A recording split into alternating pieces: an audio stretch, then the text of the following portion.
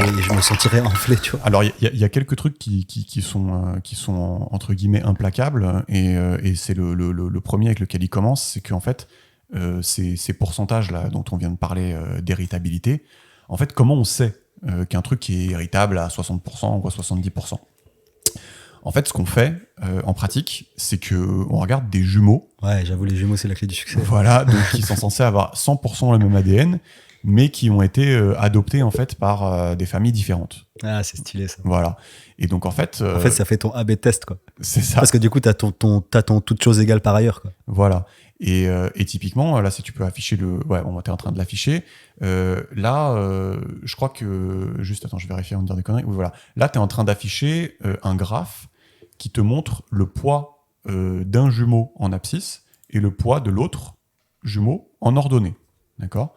Donc, logiquement, s'il y avait corrélation parfaite, bah, si la personne pèse 100 pounds, le premier jumeau, bah, logiquement, le deuxième jumeau devrait avoir 100 pounds, quoi. Ça, c'est si c'était 100% héritable génétiquement. Là, ici, c'est un tableau qui est pour les faux jumeaux. Donc, les jumeaux qui partagent seulement 50% de leur ADN. Ok. Et donc, on voit qu'il y a quand même une corrélation. C'est-à-dire que quand un des jumeaux pèse 150 pounds, en gros, l'autre a tendance à peser pas trop loin. Mais on voit quand même que les points sont un petit peu... qui se baladent un petit peu sur le graphique, et que c'est pas... Enfin, même si on voit la corrélation, c'est pas évident. Mais après, si tu descends au deuxième graphique, qui là, par contre, c'est le graphique sur des vrais jumeaux, Ouais. bah, en fait, là, tu vois clairement que, en gros, tu peux tracer une droite, quasiment, entre le poids du premier jumeau et du deuxième jumeau. Donc ici, attention, c'est des jumeaux qui sont adoptés dans des familles différentes. Et...